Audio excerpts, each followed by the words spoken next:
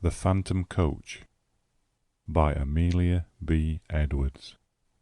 Read by Nick Gisburn. The circumstances I am about to relate to you have truth to recommend them. They happened to myself, and my recollection of them is vivid as if they had taken place only yesterday. 20 years, however, have gone by since that night. During those 20 years I have told the story to but one other person. I tell it now with a reluctance which I find it difficult to overcome. All I entreat, meanwhile, is that you will abstain from forcing your own conclusions upon me. I want nothing explained away. I desire no arguments. My mind on this subject is quite made up, and having the testimony of my own senses to rely upon, I prefer to abide by it. Well, it was just 20 years ago, and within a day or two of the end of the grouse season. I had been out all day with my gun, and had had no sport to speak of.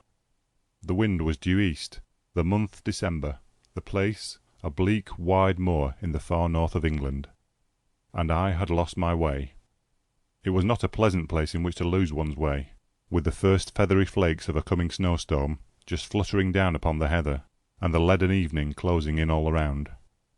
I shaded my eyes with my hand, and stared anxiously into the gathering darkness, where the purple moorland melted into a range of low hills, some 10 or 12 miles distant.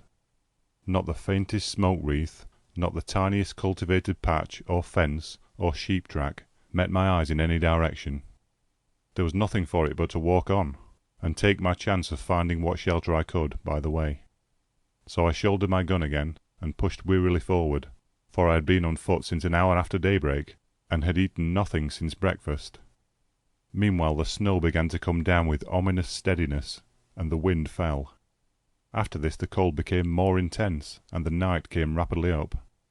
As for me, my prospects darkened with the darkening sky, and my heart grew heavy, as I thought how my young wife was already watching for me through the window of our little inn-parlour, and thought of all the suffering in store for her throughout this weary night. We had been married 4 months, and having spent out autumn in the Highlands, were now lodging in a remote little village, situated just on the verge of the great English moorlands. We were very much in love, and of course very happy. This morning when we parted, she had implored me to return before dusk, and I had promised her that I would. What would I not have given to have kept my word? Even now, weary as I was, I felt that with a supper, an hour's rest, and a guide, I might still get back to her before midnight, if only guide and shelter could be found. And all this time the snow fell, and the night thickened. I stopped and shouted every now and then, but my shout seemed only to make the silence deeper. Then a vague sense of uneasiness came upon me, and I began to remember stories of travellers who had walked on and on in the falling snow, until, wearied out, they were fain to lie down and sleep their lives away. Would it be possible, I asked myself, to keep on thus through all the long dark night? Would there not come a time when my limbs must fail, and my resolution give way? When I too must sleep the sleep of death. Death. I shuddered. How hard to die just now, when life lay all so bright before me. How hard for my darling, whose whole loving heart— But that thought was not to be borne. To banish it I shouted again, louder and longer, and then listened eagerly. Was my shout answered, or did I only fancy that I heard a far-off cry? I hallooed again, and again the echo followed. Then a wavering speck of light came suddenly out of the dark, shifting, disappearing, growing momentarily nearer and brighter. Running towards it at full speed, I found myself, to my great joy, face to face with an old man and a lantern. "Thank God!" was the exclamation that burst involuntarily from my lips. Blinking and frowning, he lifted his lantern and peered into my face. "What for?" growled he, sulkily. "Well, for you. I began to fear I should be lost in the snow." Then, folks do get cast away hereabouts from time to time. And what's to hinder you from being cast away likewise, if Lord's so minded?" "If the Lord is so minded that you and I shall be lost together, my friend, we must submit," I replied. "But I don't mean to be lost without you. How far am I now from Dwolding?" "A good 20 mile, more or less." "And the nearest village?" "The nearest village is Wyke, and that's 12 miles t'other side." "Where do you live, then?" "Out yonder," said he, with a vague jerk of the lantern. "You're going home, I presume?" "Maybe I am." "Then I'm going with you." The old man shook his head and rubbed his nose reflectively with the handle of the lantern. "Ain't no use," growled he. "He won't let you in, not he." "We'll see about that," I replied briskly. "Who is he?" "The master." "Who is the master?" "That's nowt to you," was the unceremonious reply. "Well, well, you lead the way, and I'll engage that the master shall give me shelter and a supper tonight." "You can try him," muttered my reluctant guide, and still shaking his head, he hobbled, gnome-like, away through the falling snow. A large mass loomed up presently out of the darkness, and a huge dog rushed out, barking furiously. "Is this the house?" I asked. "Aye, it's the house. Down, boy!" And he fumbled in his pocket for the key. I drew up close behind him, prepared to lose no chance of entrance, and saw in the little circle of light shed by the lantern that the door was heavily studded with iron nails, like the door of a prison. In another minute he had turned the key, and I had pushed past him into the house. Once inside, I looked round with curiosity, and found myself in a great raftered hall, which served apparently a variety of uses. One end was piled to the roof with corn like a barn. The other was stored with flour sacks, agricultural implements, casks, and all kinds of miscellaneous lumber, while from the beams overhead hung rows of hams, flitches, and bunches of dried herbs for winter use. In the centre of the floor stood some huge object, gauntly dressed in a dingy wrapping cloth, and reaching halfway to the rafters. Lifting a corner of this cloth, I saw to my surprise a telescope of very considerable size, mounted on a rude movable platform with 4 small wheels. The tube was made of painted wood, bound round with bands of metal, rudely fashioned. The speculum, so far as I could estimate its size in the dim light, measured at least 15 inches in diameter. While I was yet examining the instrument, and asking myself whether it was not the work of some self-taught optician, a bell rang sharply. "That's for you," said my guide with a malicious grin. "Yonder's his room." He pointed to a low black door at the opposite side of the hall. I crossed over, rapped somewhat loudly, and went in, without waiting for an invitation. A huge white-haired old man rose from a table covered with books and papers, and confronted me sternly. "Who are you?" said he. "How came you here? What do you want?" "James Murray, barrister at law." "On foot across the moor?" "Meat, drink, and sleep." He bent his bushy brows into a portentous frown. "Mine is not a house of entertainment," he said haughtily. "Jacob, how dare you admit this stranger?" "I didn't admit him," grumbled the old man. "He followed me over the moor, and shouldered his way in before me. I'm no match for 6'2". "And pray, sir, by what right have you forced an entrance into my house?" "The same by which I should have clung to your boat, if I were drowning, the right of self-preservation." "Self-preservation? There's an inch of snow on the ground already," I replied briefly, "and it will be deep enough to cover my body before daybreak." He strode to the window, pulled aside a heavy black curtain, and looked out. "It is true," he said. "You can stay, if you choose, till morning. Jacob, serve the supper." With this he waved me to a seat, resumed his own, and became at once absorbed in the studies from which I had disturbed him. I placed my gun in a corner, drew a chair to the hearth, and examined my quarters at leisure. Smaller and less incongruous in its arrangements than the hall, this room contained nevertheless much to awaken my curiosity. The floor was carpetless. The whitewashed walls were in parts scrawled over with strange diagrams, and in others covered with shelves crowded with philosophical instruments, the uses of many of which were unknown to me. On one side of the fireplace stood a bookcase filled with dingy folios. On the other a small organ, fantastically decorated with painted carvings of medieval saints and devils. Through the half-opened door of a cupboard at the further end of the room I saw a long array of geological specimens, surgical preparations, crucibles, retorts, and jars of chemicals, while on the mantel-shelf beside me, amid a number of small objects, stood a model of the solar system, a small galvanic battery, and a microscope. Every chair had its burden. Every corner was heaped high with books.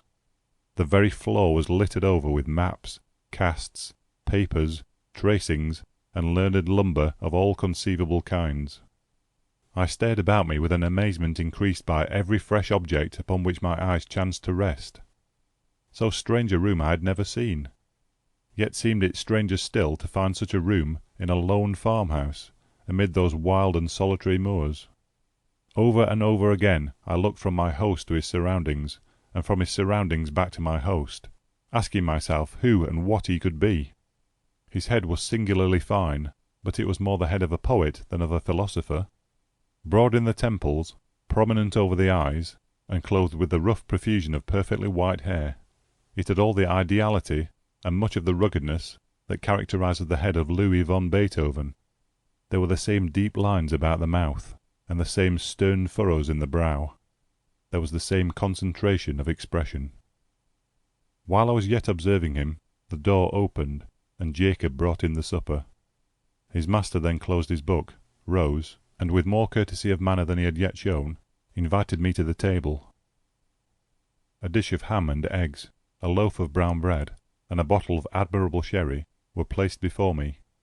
"I have but the homeliest farmhouse fare to offer you, sir," said my entertainer. "Your appetite, I trust, will make up for the deficiencies of our larder." I had already fallen upon the viands, and now protested, with the enthusiasm of a starving sportsman, that I had never eaten anything so delicious. He bowed stiffly, and sat down to his own supper, which consisted, primitively, of a jug of milk and a basin of porridge. We ate in silence, and when we had done, Jacob removed the tray. I then drew my chair back to the fireside. My host, somewhat to my surprise, did the same, and turning abruptly towards me, said, "Sir, I have lived here in strict retirement for 23 years. During that time I have not seen as many strange faces, and I have not read a single newspaper. You are the first stranger who has crossed my threshold for more than 4 years. Will you favour me with a few words of information respecting that outer world from which I have parted company so long?" "Pray interrogate me," I replied. "I am heartily at your service." He bent his head in acknowledgment, leaned forward, with his elbows resting on his knees and his chin supported in the palms of his hands, stared fixedly into the fire, and proceeded to question me. His inquiries related chiefly to scientific matters, with the later progress of which, as applied to the practical purposes of life, he was almost wholly unacquainted. No student of science myself, I replied as well as my slight information permitted, but the task was far from easy, and I was much relieved when, passing from interrogation to discussion, he began pouring forth his own conclusions upon the facts which I had been attempting to place before him. He talked, and I listened spellbound. He talked till I believe he almost forgot my presence, and only thought aloud. I had never heard anything like it then. I have never heard anything like it since. Familiar with all systems of all philosophies, subtle in analysis, bold in generalization, he poured forth his thoughts in an uninterrupted stream, and, still leaning forward in the same moody attitude with his eyes fixed upon the fire, wandered from topic to topic, from speculation to speculation, like an inspired dreamer. From practical science to mental philosophy, from electricity in the wire to electricity in the nerve, from Watts to Mesmer, from Mesmer to Reichenbach, from Reichenbach to Swedenborg, Spinoza, Condillac, Descartes, Berkeley, Aristotle, Plato, and the Magi, and the mystics of the East, were transitions which, however bewildering in their variety and scope, seemed easy and harmonious upon his lips, as sequences in music. By and by, I forget now by what link of conjecture or illustration, he passed on to that field which lies beyond the boundary line of even conjectural philosophy, and reaches no man knows whither. He spoke of the soul and its aspirations, of the spirit and its powers, of second sight, of prophecy, of those phenomena which, under the names of ghosts, spectres, and supernatural appearances, have been denied by the sceptics and attested by the credulous of all ages. The world, he said, grows hourly more and more sceptical of all that lies beyond its narrow radius, and our men of science foster the fatal tendency. They condemn as fable all that resists experiment. They reject as false all that cannot be brought to the test of the laboratory or the dissecting room.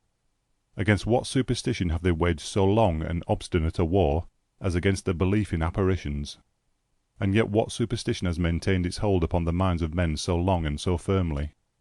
Show me any fact in physics, in history, in archaeology, which is supported by testimony so wide and so various, attested by all races of men, in all ages, and in all climates, by the soberest sages of antiquity, by the rudest savage of today, by the Christian, the pagan, the pantheist, the materialist. This phenomenon is treated as a nursery tale by the philosophers of our century. Circumstantial evidence weighs with them as a feather in the balance. The comparison of causes with effects, however valuable in physical science, is put aside as worthless and unreliable. The evidence of competent witnesses, however conclusive in a court of justice, counts for nothing.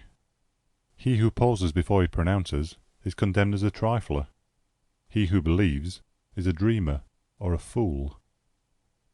He spoke with bitterness, and having said thus, relapsed for some minutes into silence.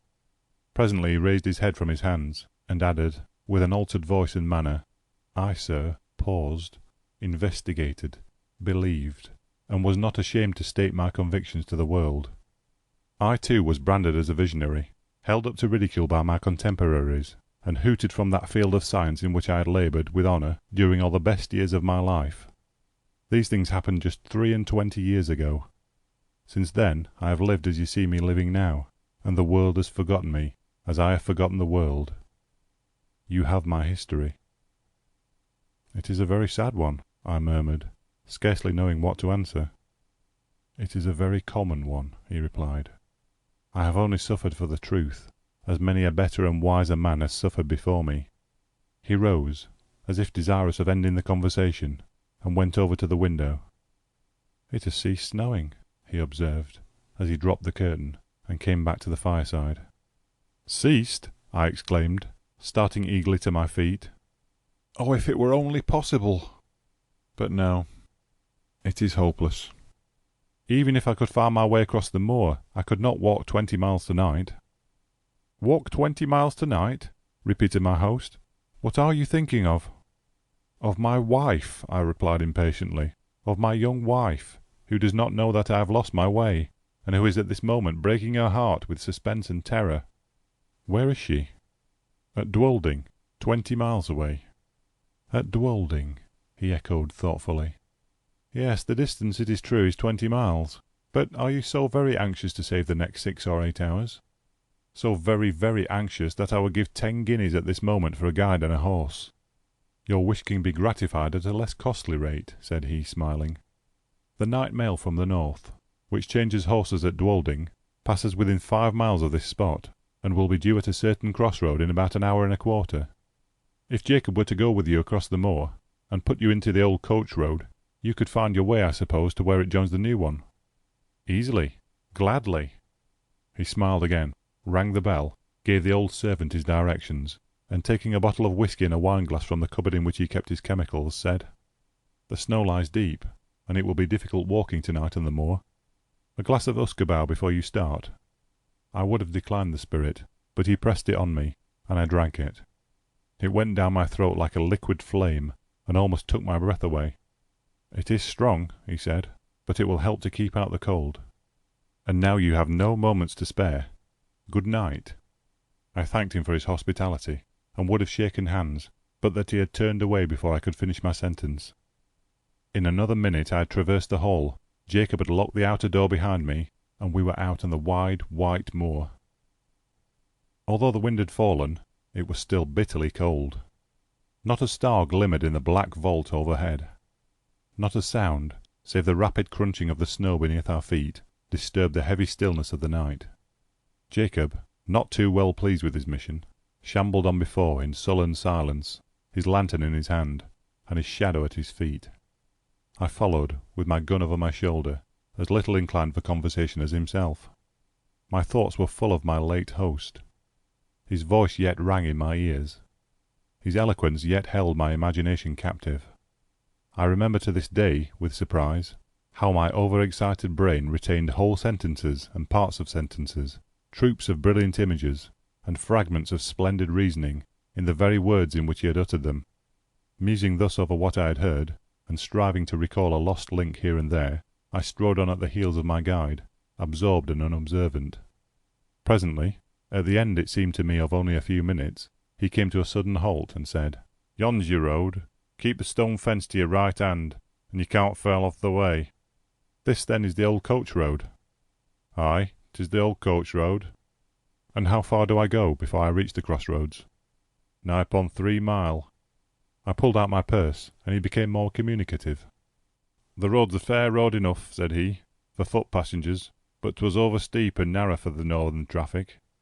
You'll mind where the parapet's broken away, close again the signpost. It's never been mended since the accident." "What accident?" "The night mail pitched right over into the valley below. A good 50 feet and more. Just at the worst bit of road in the whole county." "Horrible! Were many lives lost?" "All. 4 were found dead, and t'other 2 died next morning." "How long is it since this happened?" "Just 9 year." "Near the signpost, you say? I will bear it in mind. Good night." "Good night, sir, and thank ye." Jacob pocketed his half-crown, made a faint pretence of touching his hat, and trudged back by the way he had come. I watched the light of his lantern till it quite disappeared, and then turned to pursue my way alone. This was no longer matter of the slightest difficulty, for despite the dead darkness overhead, the line of stone fence showed distinctly enough against the pale gleam of the snow. How silent it seemed now, with only my footsteps to listen to. How silent and how solitary. A strange, disagreeable sense of loneliness stole over me. I walked faster. I hummed a fragment of a tune. I cast up enormous sums in my head, and accumulated them at compound interest. I did my best, in short, to forget the startling speculations to which I had but just been listening, and to some extent I succeeded. Meanwhile the night air seemed to become colder and colder, and though I walked fast, I found it impossible to keep myself warm. My feet were like ice. I lost sensation in my hands, and grasped my gun mechanically. I even breathed with difficulty, as though, instead of traversing a quiet north country highway, I were scaling the uppermost heights of some gigantic Alp. This last symptom became presently so distressing that I was forced to stop for a few minutes, and lean against the stone fence. As I did so, I chanced to look back up the road, and there, to my infinite relief, I saw a distant point of light, like the gleam of an approaching lantern. I at first concluded that Jacob had retraced his steps and followed me, but even as the conjecture presented itself, a second light flashed into sight, a light evidently parallel with the first, and approaching at the same rate of motion. It needed no second thought to show me that these must be the carriage lamps of some private vehicle, though it seemed strange that any private vehicle should take a road professedly disused and dangerous. There could be no doubt, however, of the fact, for the lamps grew larger and brighter every moment, and I even fancied I could already see the dark outline of the carriage between them. It was coming up very fast and quite noiselessly, the snow being nearly a foot deep under the wheels. And now the body of the vehicle became distinctly visible behind the lamps. It looked strangely lofty. A sudden suspicion flashed upon me. Was it possible that I had passed the crossroads in the dark without observing the signpost, and could this be the very coach which I had come to meet? No need to ask myself that question a second time, for here it came round the bend of the road, guard and driver, 1 outside passenger, and 4 steaming greys, all wrapped in a soft haze of light, through which the lamps blazed out like a pair of fiery meteors. I jumped forward, waved my hat, and shouted. The mail came down at full speed and passed me.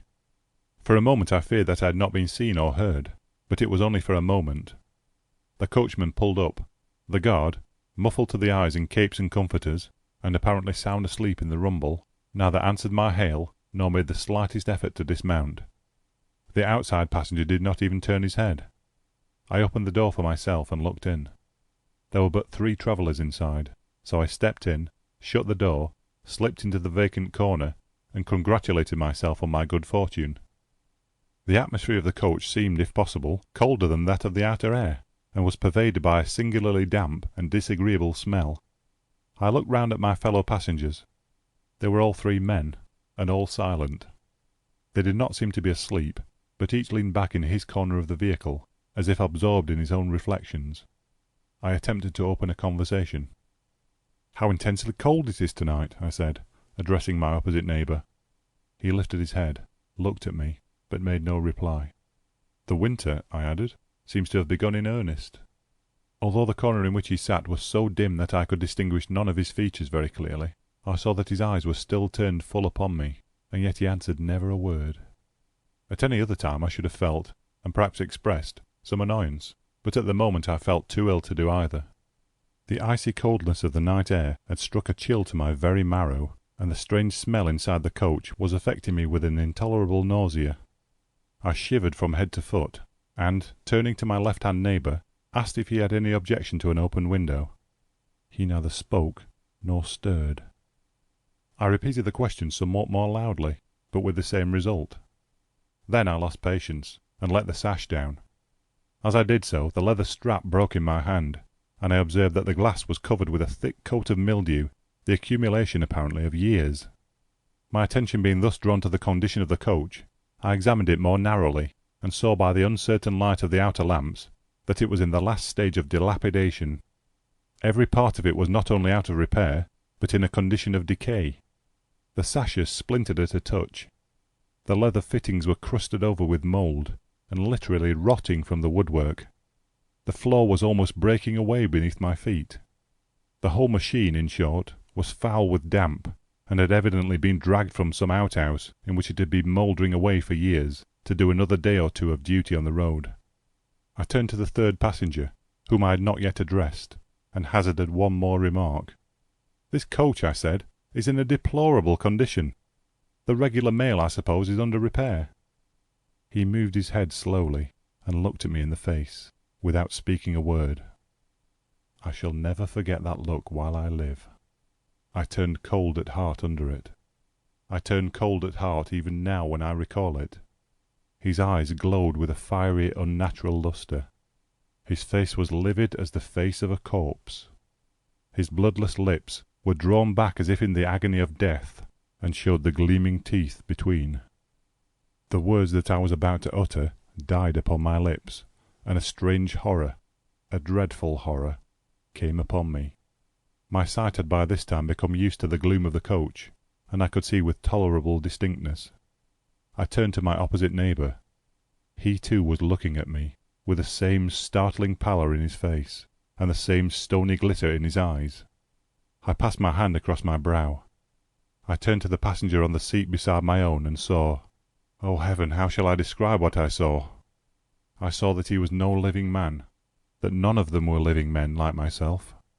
A pale phosphorescent light, the light of putrefaction, played upon their awful faces, upon their hair, dank with the dews of the grave, upon their clothes, earth-stained and dropping to pieces, upon their hands, which were as the hands of corpses long buried.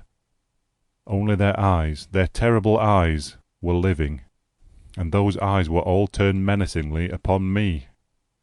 A shriek of terror, a wild, unintelligible cry for help and mercy, burst from my lips as I flung myself against the door and strove in vain to open it.